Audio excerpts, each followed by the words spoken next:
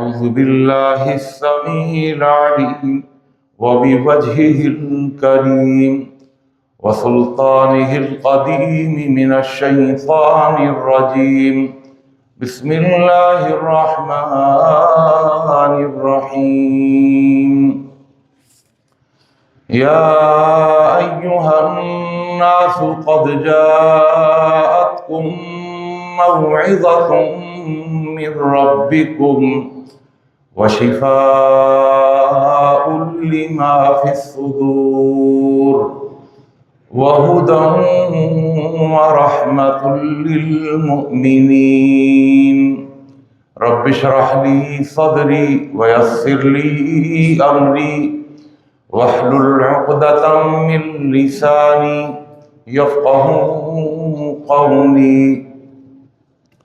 سبحانك لا علم لنا إلا ما علمتنا إنك أنت العليم الحكيم. اللهم انفعنا بما علمتنا وعلمنا ما ينفعنا وزدنا علما. اللهم إنا نعوذ بك من علم لا ينفع ومن قلب لا يخشع ومن نفس لا تشبع ومن دعوة لا تسمع.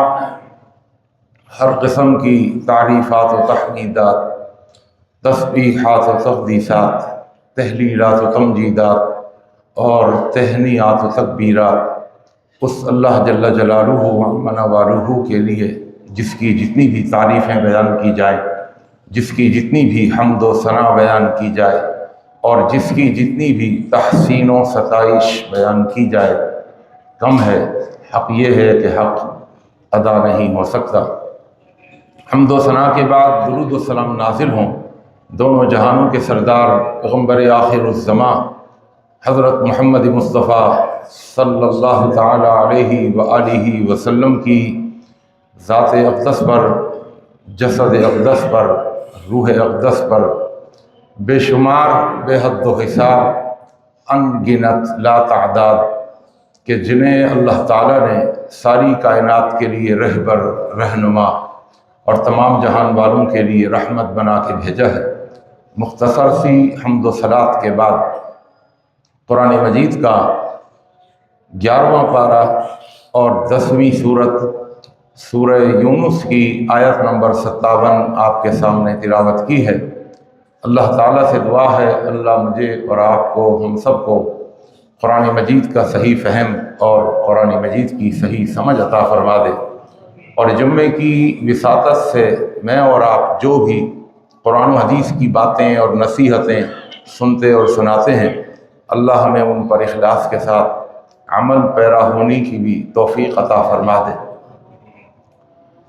2 مہینے قبل آپ کے سامنے مہینے کے چوتھے جمعے میں یہی آیت کریمہ آپ کے سامنے تلاوت کی تھی اور میں نے آپ کو بتایا تھا کہ اللہ نے قرآن مجید کی 4 صفات کا ان آیات میں ذکر کیا ہے کہ یہ موعظہ بھی ہے، شفا بھی ہے، ہدایت بھی ہے اور یہ رحمت بھی ہے.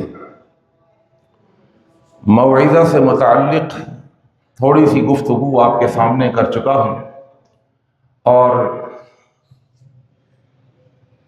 آج کی جمعے کی اس نشست میں موعظہ کے حوالے سے ہی کچھ گفتگو جو باقی رہ گئی تھی وہ آپ کے سامنے رکھوں گا، اس امید پر کہ آپ کی توجہ مجھے حاصل رہے گی. دیکھیے، جب ہم قرآن مجید کے اندر غور کرتے ہیں تو یہ جو 4 صفات ہیں، یہ 4 صفات جس ترتیب کے ساتھ ہیں یہ ترتیب بھی پر حکمت ہے، حکمت سے بھری ہوئی ہے، کیونکہ قرآن مجید کا ایک ایک لفظ معجزہ ہے. یہ پوری کتاب معجزہ ہے. اور کوئی تو بات تھی کہ عرب کے شعراء، عرب کے فصحاء اور عرب کے بلغاء اور فصاحت و بلاغت رکھنے والے اس کتاب جیسی کتاب کو، اس کتاب جیسی، اس سورت جیسی کوئی سورت کو اور اس کی آیت جیسی کوئی آیت کو بنا نہیں سکے۔ تو یہ پر حکمت ترتیب ہے۔ پر حکمت ترتیب کا مطلب یہ ہے کہ اللہ فرماتے ہیں کہ پہلے قرآن موعظہ ہے، پھر شفا ہے، پھر ہدایت ہے، پھر حکمت ہے۔ اگر اس کو اس طرح سمجھیں کہ موعظہ کے بغیر شفا نہیں مل سکتی اور شفا کے بغیر ہدایت نہیں مل سکتی اور ہدایت کے بغیر رحمت نہیں مل سکتی، تو اس ترتیب کو آج کی جمعے کی اس نشست میں سمجھاؤں گا اللہ کی توفیق سے۔ یا اگر الٹا چلیں کہ یہ رحمت ہے لیکن یہ رحمت ملے گی نہیں جب تک کہ قبول ہدایت نہ ہو، اور ہدایت نہیں ملے گی جب تک کہ شفا نہ ملے، اور شفا نہیں ملے گی جب تک کہ اس کو بحیثیت موعظہ کے اس کے ساتھ جڑ نہیں جاؤ گے۔ تو میں اسی لیے عرض کر رہا ہوں کہ قرآن مجید کی اس فصاحت و بلاغت کو سمجھنے کے لیے آپ کی توجہ چاہیے۔ اس کو ایک مثال سے بھی ذرا سمجھ لیتے ہیں۔ دیکھیے، اگر کسی انسان کا پیٹ خراب ہو، پیٹ میں، معدے میں کوئی انفیکشن ہو، کوئی وائرس ہو، کوئی فساد ہو، اب اگر اس شخص کو جس کا معدہ خراب ہے، اگر آپ اس کو اصلی گھی کھلا دیں، اصلی شہد کھلا دیں، آپ اس کو بادام، پستے اور اخروٹ اور بہت سارے آپ اس کو چلغوزے کھلا دیں، اس کو بہترین طاقتور خوراک کھلا دیں، اس کو آپ دیسی مرغے کھلا دیں، اس کو بھنا ہوا گوشت کھلا دیں، تو چونکہ اس کے معدے میں فساد ہے، تو جب تک معدے میں فساد ہوگا، اسے موشن لگے ہوئے ہیں، اور آپ کہہ رہے ہیں نہیں، اس کو میں اتنی قیمتی چیز، اتنی بہترین چیز اور اتنی مہنگی چیز کھلا رہا ہوں تو اس کو فائدہ ہوگا سو ہوگا، ہرگز نہیں ہوگا۔ ہماری عقل کہتی ہے وہ بادام پستے ضائع ہوں گے، وہ اصلی گھی ضائع ہوگا، وہ دیسی مرغے، وہ مچھلی ضائع ہوگی۔ کیوں؟ اس لیے کہ اس کا معدہ خراب ہے۔ ان ساری چیزوں سے فائدہ حاصل کرنے کے سے پہلے ضروری ہے کہ معدے کے فساد کو ختم کیا جائے، اس کے معدے کے انفیکشن کو ختم کیا جائے، اس کی اس بیماری کو ختم کیا جائے۔ جب بیماری ختم ہوگی تو یہ ساری چیزیں اس کے لیے کارآمد ہوں گی، اس کے لیے سود مند ہوں گی، اس کے لیے فائدے مند ہوں گی۔ اللہ اکبر۔ یا اس کو ایک اور مثال سے سمجھتے ہیں۔ کبھی ایسا ہوتا ہے نا کہ آپ کے پاس دودھ بالکل خالص ہے، بڑی کامن سینس کی بات ہے، کوئی میں فلسفہ بیان نہیں کر رہا، کبھی بھی خالص دودھ کو آپ گندے ظرف میں اور گندے برتن میں نہیں ڈالتے۔ صرف دودھ نہیں، ہر چیز، کھانا پکانا ہو تو پہلے برتن صاف کریں، جھوٹے برتن میں کھانے نہیں پکتے۔ ارے بھائی کچھ بھی نہیں ہے، آپ اتنا سارا کھانا پکا رہے ہیں، یہ تو تھوڑا سا پرانا کھانا لگا ہوا ہے پین میں، نہیں، اس کو صاف کرو، اس کی اسمیل سے پورا کھانا خراب ہو جائے گا۔ ایک مچھلی پورے تالاب کو خراب کر دے گی، یہ فساد ختم کرو۔ بھائی اتنا سا تو دودھ لگا ہوا ہے پتیلی میں، کہا نہیں، یہ اتنا سا دودھ پورے دودھ کو پھاڑ دے گا، پورا دودھ پھٹ جائے گا، اس کو صاف کرو، اس کو صاف کرنا ضروری ہے۔ تو یہ ترتیب ضروری ہے۔ آپ کہیں نہیں نہیں، میں تو بالکل خالص دودھ لے کر کے آیا ہوں، ابھی جوش ہوگا اور ابھی پکے گا، نہیں، برباد ہو جائے گا، ضائع ہو جائے گا، اس سے فائدہ حاصل نہیں کیا جا سکتا۔ قرآن رحمت نہیں بنتا جب تک کہ ہدایت نہ مل جائے، اور ہدایت نہیں ملتی جب تک کہ شفا نہ مل جائے، اور شفا قرآن نہیں بنتا جب تک کہ بحیثیت موعظہ کے اس کے ساتھ جڑ نہ جائے۔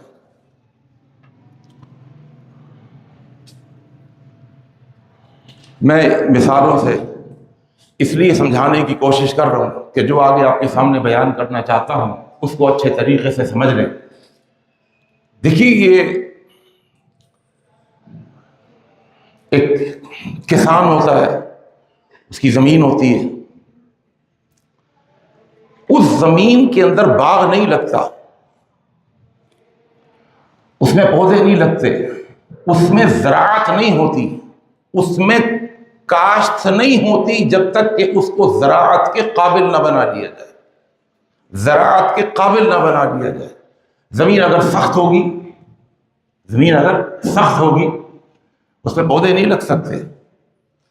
سخت زمین پر اگر پانی آئے گا تو وہ پانی سخت زمین کے اوپر سے بہہ کے نکل جائے گا، وہ اس کو جذب نہیں کرے گی۔ پہلے کیا کرنا ہوتا ہے؟ اس زمین کو نرم کرنا پڑتا ہے۔ جب وہ زمین نرم ہو جاتی ہے، پھر اس کے اندر سے جو فاسد جو مادے ہوتے ہیں، جو خرد رو جو پودے ہوتے ہیں، ان کو کھیڑا جاتا ہے، ہٹایا جاتا ہے، اور اس کو قابل کاشت بنایا جاتا ہے، قابل زراعت بنایا جاتا ہے، اور پھر کسان اس زمین پر محنت کر کے اسے قابل زراعت اور قابل کاشت کرنے کے بعد پھر اس میں پانی ڈالتا ہے۔ پھر بارش اگر ہوتی ہے تو وہ زمین وہ سرسبز باغ بن جاتی ہے۔ بالکل اسی طرح سمجھ لیجیے کہ اگر دل کی زمین سخت ہے، دل کی زمین سخت ہے، تو یاد رکھیے گا یہ قرآن شفا نہیں بنے گا، ہدایت نہیں بنے گا، یہ قرآن رحمت نہیں بنے گا۔ سب سے پہلے کیا کرنا ہے؟ سب سے پہلے یہ کرنا ہے کہ دل کی زمین کو نرم کرنا ہے۔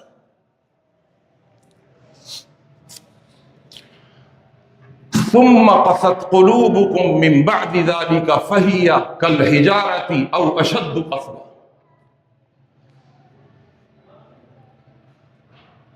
فرمایا تمہارے دل سخت ہیں۔ اصل قرآن تو وہی ہے جو 1400 سال پہلے اترا تھا، 1400 سال پہلے اترا تھا، یہ وہی ہے، یہ بدلا نہیں ہے۔ اس نے عرب کے بگڑے ہوئے معاشرے میں انقلاب برپا کر دیا تھا۔ وہ مشرک کہ جن کے شرک کی انتہا یہ تھی کہ وہ موحد اعظم ابراہیم خلیل اللہ کے بنائے ہوئے گھر کے اندر، بیت اللہ کے اندر 360 بت رکھ کر اللہ کی غیرت کو للکار رہے تھے، اس کی توحید کو للکار رہے تھے۔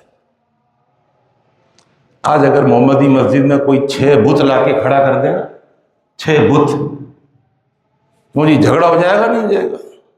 ہماری غیرت کے خلاف ہے۔ ہم موحد لوگ، ہماری مسجد کے اندر 6 بت لا کے رکھ دیے۔ اللہ اکبر، اللہ کی غیرت کو للکار رہے تھے۔ 1 نہیں 2 نہیں، خانہ کعبہ کتنا ہے دیکھا ہے نا آپ نے؟ کوئی 400 گز پر بنا ہوا ہے، 600 گز پر بنا ہوا ہے۔ اللہ کا وہ گھر خانہ کعبہ، جس میں 1 نہیں 2 نہیں 360 بت۔ یہ اولاد دینے والا، یہ رزق دینے والا، یہ بیماری دور کرنے والا، یہ برکت دینے والا، یہ بلا ٹالنے والا، یہ فلاں یہ فلاں یہ فلاں۔ اتنا بگڑا ہوا معاشرہ، ایک دوسرے کے جانی دشمن۔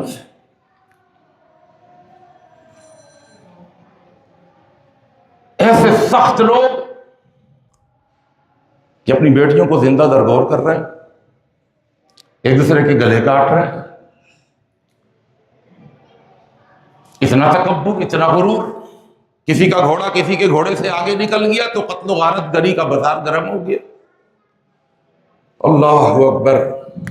تو میں عرض ہی کر رہا تھا کہ یہ وہی قرآن ہے، اس نے عمر کی زندگی، اللہ اکبر، وہ عمر رضی اللہ تعالی عنہ جو بھی اسلام نہیں رہے تھے، تھوڑی سی دیر کے لیے، کچھ وقت کے لیے بس وہ قرآن سے جڑے تھے، تھوڑے سے وقت کے لیے اللہ کی کتاب سے جڑے تھے، تھوڑے سے وقت کے لیے۔ اور دل کی زمین پر کیا انقلاب برپا ہوا۔ میں حضرت عمر کا واقعہ نہیں سنوں، آپ سب جانتے ہیں۔ نفرت تھی، دشمنی تھی، قتل کے ارادے سے نکلے تھے، لیکن جب قصہ مختصر اپنی بہن کے گھر میں پہنچے، بہنوئی کو بھی مارا، بہن کو بھی مارا، سب سنتے ہیں آپ، ہاتھ میں تلوار ہے اور نکلے ہی حضور کے قتل کے ارادے سے، اتنے سخت عزائم کے ساتھ۔ اور عمر رضی اللہ تعالیٰ عنہ کی ایک دہشت تھی، ایک خوف تھا۔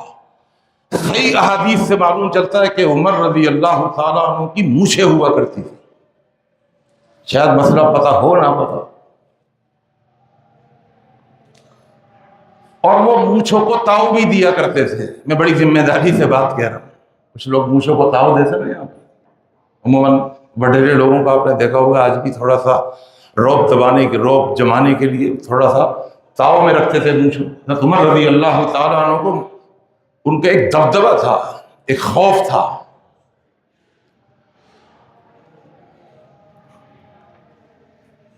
لیکن تھوڑی سی دیر کے لیے بس اللہ کی کتاب سے جڑے، کہا اچھا بتاؤ تو صحیح کیا پڑھ رہے تھے؟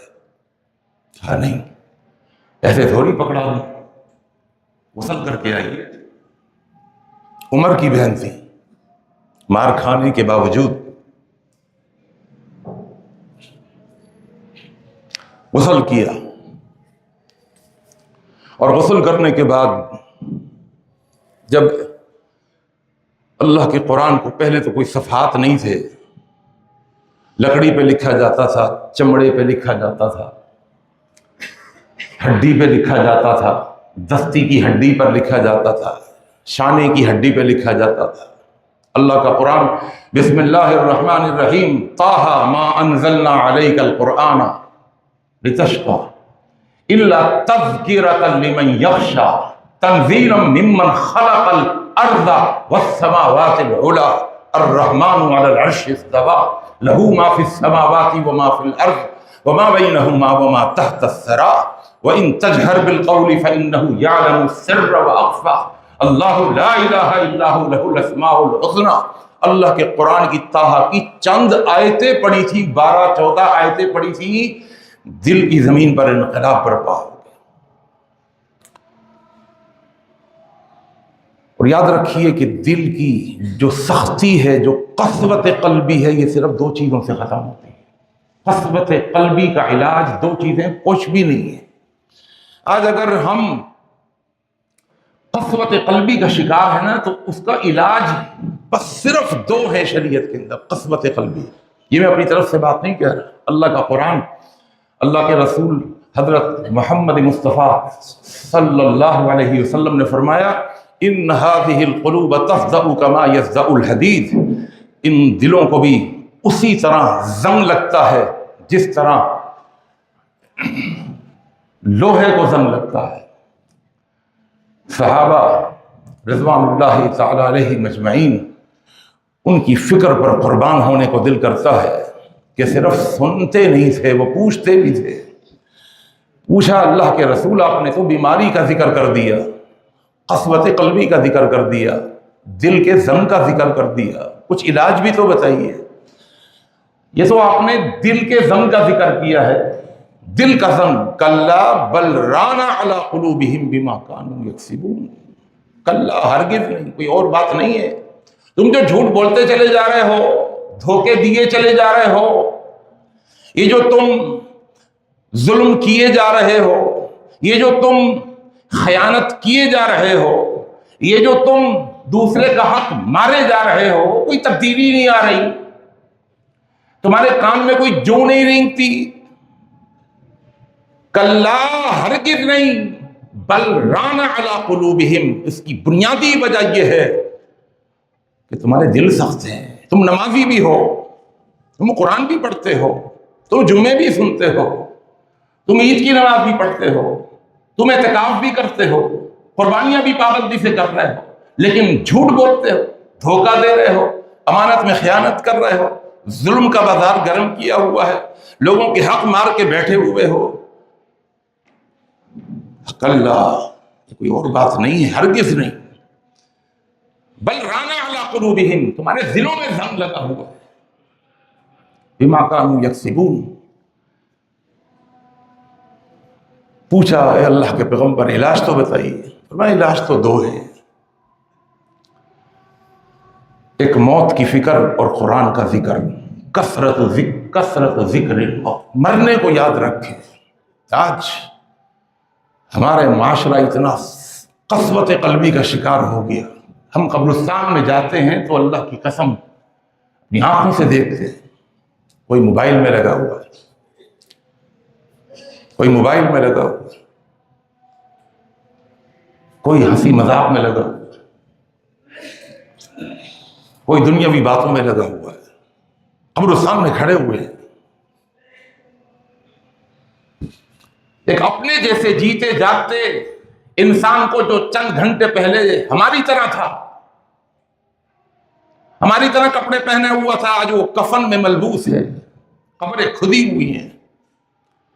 غنیمت جانا کریں ان اوقات کو، اپنے موبائل کو قبرستان میں جانے کے وقت گیٹ کے اندر ہی اسے آپ فلائٹ موڈ پہ لگا دیا کریں، اسے بند کر دیا کریں. قیامت نہیں آ جائے گی، وہ کاروبار ٹھپ نہیں ہو جائے گا. یہ غنیمت ہے. اللہ کے رسول صلی اللہ علیہ وسلم نے فرمایا موت کو یاد رکھو، اس میں گھسا کرو، اس مرنے والے کو نہلانے میں آگے گھسا کرو، ہاتھوں سے نہلایا کرو، اس کو اپنے ہاتھوں سے کفنایا کرو، اس کو دیکھو یہ وہی ہے جو کل تک ہماری طرح تھا. اسے کیا ہو گیا، اس میں ہم میں کیا فرق ہے؟ آج اس کا موبائل ادھر ہے، اس کی گاڑی کی چابی ادھر ہے، اس کی کبڈ ادھر ہے، اس کا بینک میں بیلنس وہاں رکھا ہوا ہے، اس کی بیوی ہے، اس کے بچے ہیں، اس کی کوٹھی ہے، اس کا بنگلہ ہے. کیا ہو گیا اس کو؟ دیکھا کریں. قبرستان میں جا کر کھلی ہوئی قبروں میں جھانکا کریں، دیکھا کریں. یہاں رہنے، یہاں آنے اور اپنے ہاتھوں سے ہم دفناتے ہیں. یقین کریں کہ اسی طرح لوگوں کے ہاتھ اسی طرح ہمیں دفنائیں گے یہاں پر. اس کی فکر کریں، تصور قائم کریں، دلوں کو نرم کریں، دلوں کا زنگ اتاریں. یہ قبریں دلوں کا زنگ اتارنے کے لیے، یہ شیطان کی ہوشیاریاں ہیں، چالاکیاں ہیں. ہم سے زیادہ شریعت کو وہ جانتا ہے. اس نے قبرستان میں چراغ، قبے، پکی قبریں، سنگ مرمر اور خوبصورت لکھائیاں، اور پھر سال میں عرس اور قوالیاں اور چراغاں اور کھانے کے لنگر، کہ ایک خوف ختم ہو جائے، اس کی دہشت اور وحشت ختم ہو جائے. فرمایا دو چیزوں سے جوڑ لو گے دلوں کا زنگ اتر جائے گا، قسوت قلبی ختم ہو جائے گی. ثم قست قلوبکم، تمہارے دل سخت ہو گئے ہیں. من بعد ذالک، تم نمازی ہو لیکن دل سخت ہیں، تمہاری نمازیں تمہارے اندر کوئی تبدیلی نہیں لا رہی. قست قلوبکم، میں نے کہا تھا نا، مکھن کھلا دیں آپ اس کو جس کا پیٹ خراب ہے، وائرس ہے جس کے معدے میں، کوئی فائدہ نہیں ہوگا. یہ نمازیں مکھن ہیں، یہ قرآن، یہ ہماری حج، یہ عمرے، یہ قربانیاں، کچھ بھی کر لے وہ کوئی فائدہ نہیں ہوگا جب تک کہ وہ وائرس ختم نہ ہو جائے، وہ سختی ختم نہ ہو جائے. ثم قست قلوبکم من بعد ذلک فہی کالحجارہ، اور اتنے پتھر بنا لیے تم نے اپنے دل کے، کہ وہ اتنے سخت بنا لیے ہیں کہ وہ پتھر کی طرح ہو گئے. او اشد قسوہ، اللہ کہتا نہیں پتھر بھی نہیں، بلکہ پتھر سے بھی زیادہ تمہارے دل سخت ہو چکے ہیں. وَإِنَّ، اللہ پتھر سے زیادہ دل کیسے سخت ہو سکتے ہیں؟ اللہ نے کہا میں بتاؤں تمہیں، وَإِنَّ مِنَ الْحِجَارَةِ لَمَا يَتَفَجَّرُ مِنْهُ الْأَنْهَارُ، پتھر سے پانی نکلتا ہے، نہریں پھوٹ پڑتی ہیں، چشمے پھوٹ پڑتے ہیں. وَإِنَّ مِنْهَا لَمَا يَشَّقَّقُ، کچھ پتھر پھٹ جاتے ہیں، فَيَخْرُجُ مِنْهُ الْمَاءُ، پانی نکل جاتا ہے. وَإِنَّ مِنْهَا لَمَا يَهْبِطُ مِنْ خَشْيَةِ اللَّهِ، اور کچھ پتھر اوپر سے پڑے پڑے گر جاتے ہیں، وہ اللہ کے ڈر کی وجہ سے گرتے ہیں، اللہ کے ڈر کی وجہ سے. ہم کہتے ہیں لینڈ سلائڈنگ ہو گئی، وہ اللہ کے حکم سے پتھر اپنی جگہ سے ہلا ہے تو اللہ کے ڈر سے گرا. تمہارے دل پتھر سے بھی زیادہ سخت ہے. اللہ ایسی قسوت قلبی سے ہم سب کو بچائے اور اللہ تعالیٰ محفوظ فرمائے. دل کی سختی، اللہ کے رسول صلی اللہ علیہ وسلم نے فرمایا ان ابعد الناس من اللہ القلب القاسي، جس کا دل سخت ہو وہ اللہ سے سب سے زیادہ دور ہو جاتا ہے، سب سے زیادہ دور۔ ایک اور مقام پہ فرمایا فلولا اذ جاءهم باسنا تضرعوا، اور جب ہمارا عذاب آیا، کوئی آزمائش آئی، کوئی تکلیف آئی، کوئی بیماری آئی، کوئی مصیبت آئی، فلولا اذ جاءهم باسنا تضرعوا، تو تم نے عاجزی اختیار کیوں نہیں کی؟ اللہ کا قرآن ہے، ذرا سنیے گا، توجہ رکھیے گا۔ آئی نا مصیبت، ہاں اللہ ہی ہے، کاروبار میں بڑا نقصان ہو گیا، گھر کا ایک فرد وہ اللہ کو پیارا ہو گیا، موت کو اپنی آنکھوں سے دیکھا، قریب سے دیکھا۔ فلولا اذ جاءهم باسنا تضرعوا، اللہ کہتا ہے عاجز کیوں نہیں بنے؟ اس تکلیف نے، اس بیماری نے، اس پریشانی نے، اس مصیبت نے تم کو عاجز کیوں نہیں بنایا؟ عاجزی انکساری کیوں نہیں آئی تمہارے اندر؟ وَلَٰكِنْ قَسَتْ قُلُوبُهُمْ، ابھی اللہ کا قرآن دیکھیں کیوں نہیں آئی؟ وَلَٰكِنْ قَسَتْ قُلُوبُهُمْ، تمہارے دل سخت۔ وَزَيَّنَ لَهُمُ الشَّيْطَانُ، تمہارے جو کام ہے نا شیطان نے بڑے مزین کر کے رکھے ہوئے۔ أَلَمْ يَأْنِ لِلَّذِينَ آمَنُوا أَن تَخْشَعَ قُلُوبُهُمْ لِذِكْرِ اللَّهِ وَمَا نَزَلَ مِنَ الْحَقِّ وَلَا يَكُونُوا كَالَّذِينَ أُوتُوا الْكِتَابَ مِن قَبْلِكُمْ فَطَالَ عَلَيْهِمْ فَقَسَتْ قُلُوبُهُمْ فَطَالَ عَلَيْهِمُ الْأَمَدُ فَقَسَتْ قُلُوبُهُمْ، اہل کتاب کے بھی دل سخت ہو گئے تھے۔ فَبِمَا نَقْضِهِمْ مِيثَاقَهُمْ لَعَنَّاهُمْ، آج ہم وعدے کرتے ہیں توڑ دیتے ہیں، عہد کرتے ہیں، بڑے پکے وعدے کرتے ہیں، ارے بے فکر ہو جائیں، ہو جائے گا کام، ہو گیا سمجھیں۔ فَبِمَا نَقْضِهِمْ مِيثَاقَهُمْ، یہ جو تم پکے عہد اور پکے عہد و پیمان کر کے پھر توڑ دیتے ہو کہ ابھی تو جان چھڑا، اللہ کہتا لعناہم، تم کیا سمجھتے ہو تمہارے اس کرتوت کی وجہ سے، اس عمل کی وجہ سے ہم تم پر اپنی لعنت کر دیتے۔ وَجَعَلْنَا قُلُوبَهُمْ قَاسِيَةً، ہم تمہارے دلوں کو سخت کر دیتے۔ اصل جو بیماری ہے وہ قسوت قلبی ہے، دل کی سختی۔ اللہ اکبر، حضرت عمر کی قسوت قلبی نرمی سے بدلی، دشمنی دوستی سے بدلی، ان کی نفرت محبت سے بدلی، ان کی دوری قربت سے بدلی۔ پوچھا کہاں ہے پیغمبر؟ کہا دار ارقم کے اندر۔ اٹھے، کتنی دیر کے لیے پڑھا، چند آیتیں پڑھی تھی، سمجھ کے پڑھی، دل کی زمین پر انقلاب برپا ہو گیا، دل کی زمین نرم ہو گئی۔ جب دل کی زمین نرم ہو جائے پھر مرحلہ جو آتا ہے نا وہ شفا کا آتا ہے۔ میں انشاءاللہ جب دوسری صفت بیان کروں گا تو بتاؤں گا کہ اللہ نے موعظہ کے بعد قرآن کو دوا نہیں کہا، قد جاءتکم موعظۃ من ربکم ودوا نہیں کہا، اس لیے کہ اگر اللہ دوا کہہ دیتا تو دوا میں دو آپشن ہوتے ہیں کہ شفا مل گئی دوا کھانے کے بعد، اور ایسا بھی ہم نے دیکھا کہ شفا نہیں ملی۔ اللہ نے کہا نہیں، یہ دوا نہیں ہے، وشفاؤن، اگر موعظہ کی حیثیت سے قرآن کے ساتھ جڑ جاؤ گے، قرآن کو اپنے ساتھ جوڑ لو گے تو وشفاؤن، تو دوسرا جو مرحلہ آئے گا وہ دوا کا نہیں آئے گا، وہ شفا کا آئے گا۔ اللہ قرآن کو ہماری بیماریوں کی شفا بنا دے۔ جو بھی چاہے اس قرآن سے جڑ جائے۔ فمن شاء ذکر، من شاء ذکر، طٰہٰ ما انزلنا علیک القرآن لتشقیٰ الا تذکرہ، یہ نصیحت ہے لمن یخشیٰ، جو بھی آ جائے اس نصیحت سے فائدہ حاصل کر لے۔ فذکر ان نفعت الذکریٰ، نصیحت کیجیے، اگر نصیحت نفع دے، اللہ اکبر.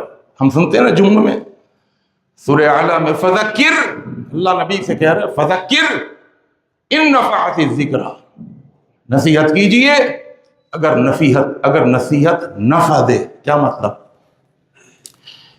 ادھر ممبر پہ کھڑے ہو کر کسی چائنیز مولوی کو بلا کر اگر جمعہ پڑھوائیں فائدہ ہوگا؟ یہ بتائیے. کبھی بھی نہیں ہوگا.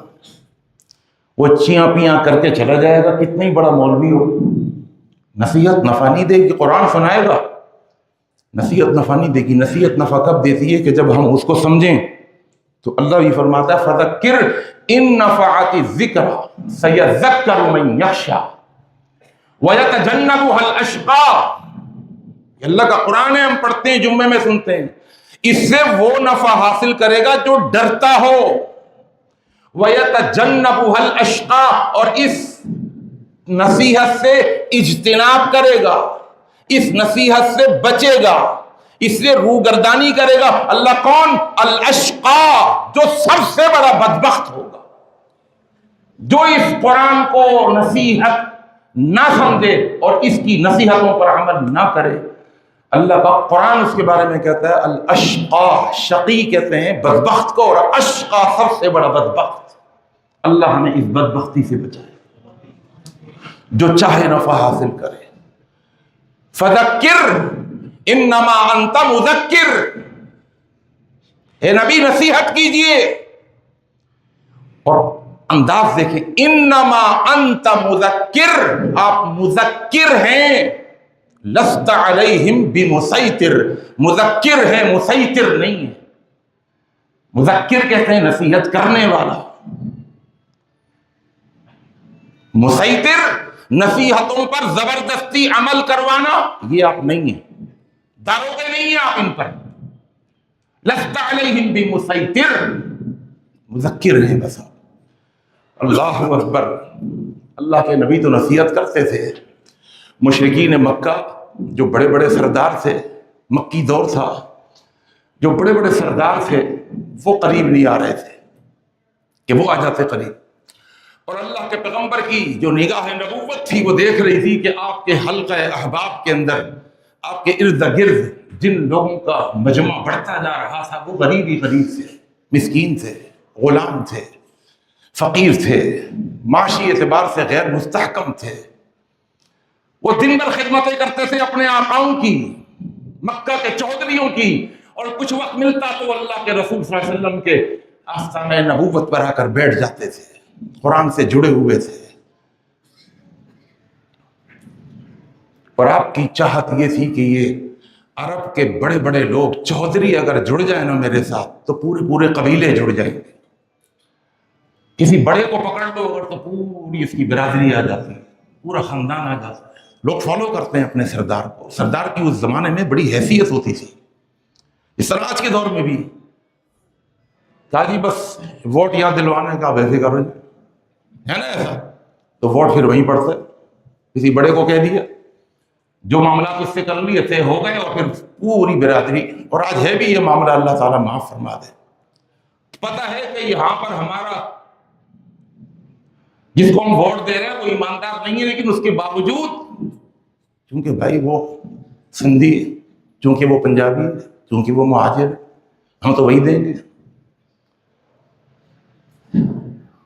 تو اللہ کے پیغمبر بھی چاہتے تھے کہ مکہ کے چودھری، تو آپ ان کے پاس جاتے تو وہ ایک ہی بات کہتے، یہ بات یہ ہے آپ کے ساتھ ہمارے غلام بیٹھے ہوئے ہیں، وہ بیٹھے ہوئے ہیں آپ کے ساتھ جو ہمارے گھوڑوں کی مالش کرتے ہیں، ہمارے استبل کے، اور ہمارے چوکیدار جو ہمیں سلوٹ مارتے ہیں ہمارے آنے پر، جو ہم سے ڈرتے ہیں اور کانپتے ہیں، وہ بیٹھے ہوئے ہیں. کیا ہم ان کے ساتھ بیٹھ جائیں؟ ہماری عزت میں فرق آتا ہے. یہ رذیل لوگ ہیں، یہ کمینے لوگ ہیں، نعوذ باللہ. یہ کمتر ہیں، ہم برتر ہیں، ہم سردار ہیں، چودھری ہیں، ہم ان کے ساتھ نہیں بیٹھیں گے. آپ اگر ہمیں بٹھانا چاہتے ہیں تو ایک الگ سے محفل کا کوئی پروگرام بنائیے، ہم ہوں، آپ ہوں، سردار ہوں، چودھری ہوں. جس طرح کے ہزاروں سال قبل نوح علیہ السلام کے بڑے بڑے اس زمانے کے جو سردار تھے انہوں نے بھی کہا تھا فقال الملأ الذین استکبروا من قومہ، بڑے بڑے سردار،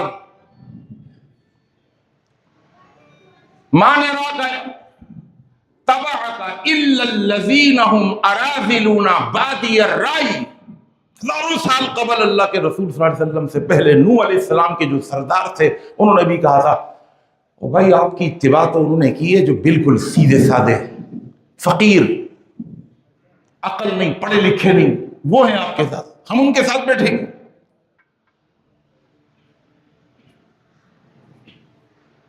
انہوں نے بھی ایسے ہی کہا، اللہ کے پیغمبر نے کہا ٹھیک ہے میں تمہارے ساتھ بیٹھتا ہوں۔ سردار بیٹھے ہوئے ہیں، مکہ کے چودھری بیٹھے ہوئے ہیں، اللہ کے رسول نصیحت کر رہے ہیں۔ شرط یہ تھی کہ غریب نہیں آئے گا۔ اتفاق سے عبداللہ ابن ام مکتوم رضی اللہ تعالیٰ عنہ، نبینا صحابی، غریب سے صحابی، اور اللہ کے رسول صلی اللہ علیہ وسلم کے سسرالی رشتہ دار حضرت خدیجہ رضی اللہ تعالیٰ عنہ کے ماموزاد یا خالداد بھائی تھے، نبینا سے قریب تھے، وہ آ گئے اور پوچھتے پوچھتے آ گئے کہاں ہے اللہ کے پیغمبر؟ اور پھر لوگ بتاتے رہے ادھر جائیے ادھر جائیے ادھر جائیے، یہاں بیٹھے ہوئے اللہ کے پیغمبر۔ اس مجلس میں اس محفل میں آ گئے اور کہنے لگے اے اللہ کے پیغمبر مجھے اس آیت کا مطلب تو سمجھائیے ذرا، علمنی مما علمک اللہ، جو اللہ نے آپ کو سکھایا ہے نا اس میں سے میں بھی کچھ سیکھنا چاہتا ہوں۔ اب وہ آ کر، اچھا آپ کو پتا ہے کہ نابینا کو چونکہ کچھ نظر نہیں آتا، دیکھیں نا کبھی ادھر ٹکر ماری کبھی ادھر ٹھوکر ماری، اس طرح اس محفل میں آ رہے ہیں اور بار بار کہہ رہے ہیں اے اللہ کے پیغمبر علمنی مما علمک اللہ، مجھے وہ بتا دیجیے جو اللہ نے آپ کو بتایا ہے۔ اس آیت کا مطلب سمجھنا چاہتا ہوں۔ یہ قرآن سے جڑے ہوئے تھے، قرآن سے جڑے ہوئے تھے عبداللہ ابن ام مکتوم۔ اللہ کے پیغمبر صلی اللہ علیہ وسلم نے جب دیکھا عبداللہ ابن مکتوم کو اور یہ سردار، یہ چودھری، یہ اٹھنا شروع ہو گئے کہ بھائی آپ سے بات ہوئی تھی، یہ پھر وہ آ گئے اور گھس رہے محفل کے اندر، وہ عتبہ، شیبہ، ربیعہ، ابو جہل اٹھ کے جا رہے اور اللہ کے پیغمبر ان کو اٹھتا ہوا جاتا ہوا دیکھ کر اللہ کے پیغمبر کبھی عبداللہ ابن ام مکتوم کو جو آپ نے دیکھا تو وہ جس انداز سے دیکھا اللہ کو وہ انداز پسند نہیں آیا۔ اس کی ایک صفت ہے نا، قل هو اللہ احد اللہ الصمد، بے نیاز ہے، وہ بے نیاز، وہ کسی جس سے محبت کرتا ہے اس کی محبت سے مجبور نہیں ہے۔ اے نبی آپ سے محبت ضرور ہے، کسی کو خلیل اللہ بنایا، کلیم اللہ بنایا، روح اللہ بنایا، ذبیح اللہ بنایا، آپ کو حبیب اللہ بنایا، لیکن حبیب اللہ بنانے کا یہ مطلب نہیں ہے کہ میں آپ کی محبت سے مجبور ہو جاؤں، نہیں۔ اب ذرا دل تھام کے سنیے گا جو اللہ نے قرآن اتارا، نبی نے صرف عبداللہ ابن ام مکتوم کو دیکھا، کہا کچھ نہیں، لیکن جب دیکھا تو تیکھی نظروں سے تیوری چڑھا کے دیکھا، تیوری چڑھا کے دیکھا، پیشانی پر سلوٹیں لا کے دیکھا، محبت کی نگاہ سے نہیں دیکھا۔ تو اللہ نے قرآن اتارا، بسم اللہ الرحمن الرحیم، اٹھائیے 30واں پارہ، عبس وتولی ان جاءہ الاعمی۔ آپ اگر توجہ چاہتے ہیں اور آپ کی میں توجہ چاہتا ہوں، اگر آپ توجہ کریں تو میں ایک بہت اہم نقطہ آپ کے سامنے رکھنے لگا ہوں۔ اللہ نے یہاں پر خطاب ڈائریکٹ نبی سے نہیں کیا، اس طرح کہتے ہیں نا کہ کہنا بیٹی کو سنانا بہو کو، اللہ نے یہاں پر یہ نہیں کہا عبست، آپ نے منہ بنا لیا، آپ نے اپنی منہ بسور لیا، آپ نے اپنی پیشانی سلوٹوں سے بھر لی، یہ نہیں کہا عبست وتولیت، اور آپ نے منہ پھیر لیا یہ نہیں کہا اللہ نے، اس لیے کہ اگر اللہ عبست وتولیت کہہ دیتا تو نبی کو برداشت نہیں ہوتا۔ ایک چاہنے والے کو بھی پتہ ہوتا ہے کہ غصہ جو ہے کتنا کرنا ہے، یہ ایک محبت کا انداز ہوتا ہے، ڈائریکٹ نہیں کہتے۔ اللہ کا سنی انداز، یعنی پہلے غیبوبت کے صیغے کے ساتھ عبسا، اس نے منہ بنا لیا، اس نے کس نے پتا؟ نبی سے ڈائریکٹ، نبی پر قرآن اتر رہا ہے لیکن اللہ کہتا ہے عبسا، اس نے منہ بنا لیا، وتولا، اور اس نے منہ بنا کر منہ پھیر لیا، ان جاءہ، اس لیے کہ اس کے پاس آ گیا الاعمى، نابینا۔ اب اس کا ذکر کر کے اب اللہ ڈائریکٹ نبی پر آتا ہے، وما یدریک لعلہ یزکا، آپ کو کیا پتا؟ اب آ گیا اللہ ڈائریکٹ نبی پر، لعلہ یزکا، وہ اپنے دل کی صفائی کے لیے آیا تھا، او یذکر، یا وہ نصیحت حاصل کرنے کے لیے آیا تھا، فتنفعہ الذکرہ، تاکہ اس نبینہ کو نصیحت نفع دے دیتی۔ اما من استغنا، وہ جو آپ سے بے پرواہی برتتے ہیں، آتے نہیں ہیں، ان کی خوشامدیں کرنی پڑتی ہیں، مکہ کے سردار، وہ اما من استغنا، جو آپ سے بے پرواہی برتتے ہیں، فانت لہ تصدی، آپ ان کے پیچھے پڑے ہوئے ہیں۔ اللہ اکبر، اللہ کا قرآن ہے، وما علیک الا یزکا، آپ پر کوئی گناہ نہیں ہے اگر وہ اپنا تزکیہ نہیں کرتے، وہ قریب نہیں آتے، آپ پر کوئی گناہ نہیں ہے۔ جبھی اللہ نے فرمایا آپ جو ہے مذکر ہیں، مسیطر نہیں ہیں، داروغہ نہیں ہیں۔ وَأَمَّا مَنْ جَاءَكَ يَسْعَىٰ، میں قربان جاؤں اس کی بے پرواہی پر، اس کے صمدیت پر۔ اللہ نے بس نہیں کیا، وَأَمَّا مَنْ جَاءَكَ يَسْعَىٰ، وہ جو آپ کے پاس آ رہے، یسعیٰ، یسعیٰ کے معنی دوڑنے نہیں ہیں، سعی نہیں ہے، سعی کوشش کو کہتے ہیں، وہ کوشش کر کے آیا، وہ محنت کر کے آیا، وہ ٹھوکریں کھاتا ہوا آیا۔ نابینا کو کبھی چلتے ہوئے دیکھا ہے نا، ادھر ٹکرا ادھر سے بچ، ادھر مڑا تو ادھر دیوار سے ٹکرا، وہ ادھر کبھی پاؤں پہ لگتی ہے کبھی سر پہ لگتی ہے، وہ کوشش کر کے، محنت کر کے، ایفرٹس کے بعد، بڑی محنت کے بعد وہ منزل مقصود تک پہنچتا ہے۔ اللہ دیکھ رہا تھا اس کو، عبداللہ ابن ام مکتوم کو، جو نابینا ہونے کے باوجود قرآن کو نصیحت بنانے کے لیے جب وہ نکلا تو ٹھوکرے کھاتا ہوا آ رہا تھا، ٹکرے کھاتا ہوا آ رہا تھا، وہ گرتے پڑتے آ رہا تھا، وہ پوچھ کے آ رہا تھا، تو اللہ نے اس کی کوشش کا ذکر کیا، وَأَمَّا مَنْ جَاءَكَ يَسْعَىٰ، وہ جو آپ کے پاس آیا گرتا پڑتا ٹھوکرے کھاتا ہوا، وَهُوَ يَخْشَىٰ، وہ ڈرتا ہے مجھ سے، فَأَنْتَ عَنْهُ تَلَهَّىٰ، آپ اس سے بے پرواہی برتتے ہیں، منہ پھیرتے ہیں۔ کلا، ہرگز نہیں، ہرگز نہیں، یہ رویہ صحیح نہیں ہے۔ انہا تذکرہ، یہ نصیحت ہے، فمن شاء ذکر، جو چاہے اس سے نصیحت حاصل کر، بینا ہو نابینا ہو، غریب ہو امیر ہو۔ اللہ اکبر، یہ وہ آیتیں تھیں کہ جن آیتوں کے اترنے کے بعد، اور کبھی کسی نابینا کو دیکھیں نا تو ہلکا نہ لیا کریں اس نابینا کو، کوئی آپ کے پاس آ رہا ہے، اللہ کی قسم اٹھ جایا کریں، اس کا ہاتھ پکڑ لیا کریں، اس سے پوچھ لیا کریں کہاں جانا ہے، اسے روڈ پار کرا دیا کریں، اس کو اس کی منزل تک پہنچا دیا کریں، اس کی باتیں سن لیا۔ اللہ نے نبی کو ڈانٹا، اس کے بعد اللہ کے نبی صلی اللہ علیہ وسلم فرماتے تھے، ہذا من عاتبنی ربی، یہ وہ ہے کہ جس کی وجہ سے مجھ نبی کو اللہ نے ڈانٹ پلائی۔ اور حضرت عائشہ فرمایا کرتی تھی کہ اللہ کی قسم، اللہ کے نبی سچے نبی ہیں، اگر اللہ کے نبی سچے نبی نہ ہوتے تو اپنی امت کو سورہ عبس وتولی نہ سناتے کہ جس صورت کے اندر نبی کو، ایک محبوب کو، اس کے محب اس طرح ڈانٹتا ہے۔ اور اللہ کا قرآن، وَاصْبِرْ نَفْسَكَ،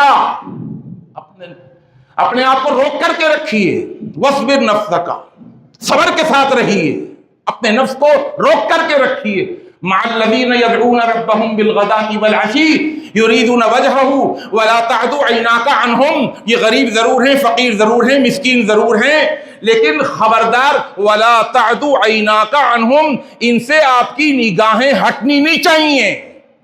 کون کہہ رہا ہے؟ اللہ، نبی سے. ان کو غریب سمجھ کے ہلکا نہیں لیجیے گا، آپ کی نگاہیں ان پر ہی مرکوز رہیں، چھوڑیے ان امیروں کو. اور اللہ کا قرآن اگر آگے پڑھ دوں، ترید زینت الحیات الدنیا، اے نبی کہ آپ کو دنیا کی زینت پڑی ہوئی ہے، آپ کیا دنیا کی زندگی کی دنیا کی زینت چاہتے ہیں؟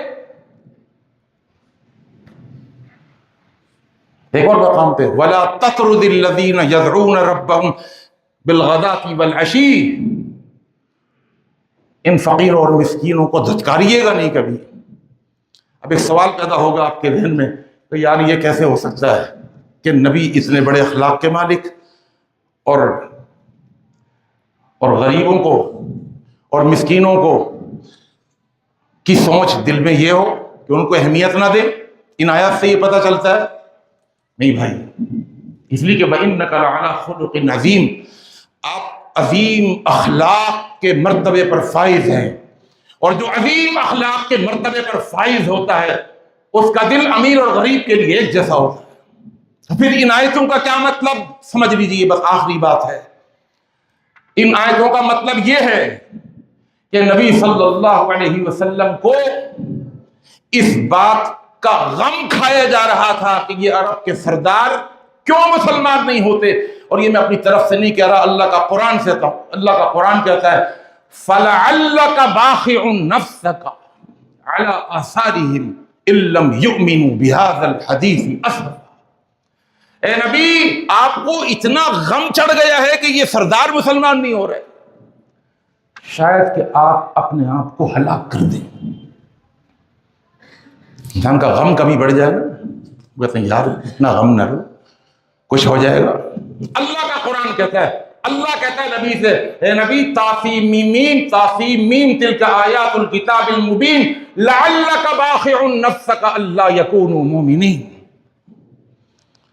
لگ ایسا رہا ہے کہ آپ ان کے پیچھے اپنی جان کو ہلاکت میں ڈال لیں گے. چھوڑیے ان کو. اس کو ایک مثال سے سمجھ لیں، کسی ریوڑ کے محافظ کی ایک ذمہ داری ہوتی ہے کہ بکریوں کے پورے ریوڑ کی حفاظت کرتا ہوا آگے بڑھے. کبھی کچھ موٹی ہٹی کٹی بکریاں وہ ریوڑ سے نکل جاتی ہیں اور نکل کر جنگل میں تھوڑا دور چلی جاتی ہیں، واپس نہیں آتی، اور وہ راعی وہ چرواہا چاہتا ہے کہ وہ بھی آ جائیں. یہ پتلی پتلی بکریاں تو ہیں لیکن وہ موٹی ہٹی کٹی بکریاں کہاں نکل گئیں؟ تو وہ کبھی ایسی غلطی کر لیتا ہے کہ وہ ان کو تھوڑی دیر کے لیے چھوڑ کر وہ نکلتا ہے لاٹھی لے کر، وہ ان موٹی ہٹی کٹی بکریوں کو لے کر جا کر اس ریوڑ سے ملا دوں. اس تھوڑی سی دیر کے لیے جو غفلت ہوتی ہے اس کی اپنے اس ریوڑ سے، تھوڑی سی دیر کے لیے، وہ جو 15 منٹ کے لیے نکلا ادھر گیا، تو کہا نہیں ایسا نہ کرے. آپ نے ان ہٹی کٹی موٹی بکریوں کو جو بے پرواہی برت رہی ہیں، جو آپ کے بلانے پر آ نہیں رہی، آپ ان کو لینے کے لیے وہاں جا رہے ہیں، اور ان کو کوئی بھیڑیا آ کے کھا سکتا ہے، نقصان پہنچا سکتا ہے. تو ان کی وجہ سے ان کو اپنے ایسے تھوڑی دیر کے لیے چھوڑ دیا. ایسا نہ کرے. بہرحال اللہ سے دعا ہے اللہ مجھے اور آپ کو، ہم سب کو قرآن کی سمجھ عطا فرما دے. اقول قولی ھذا استغفر اللہ لی ولکم اجمعین.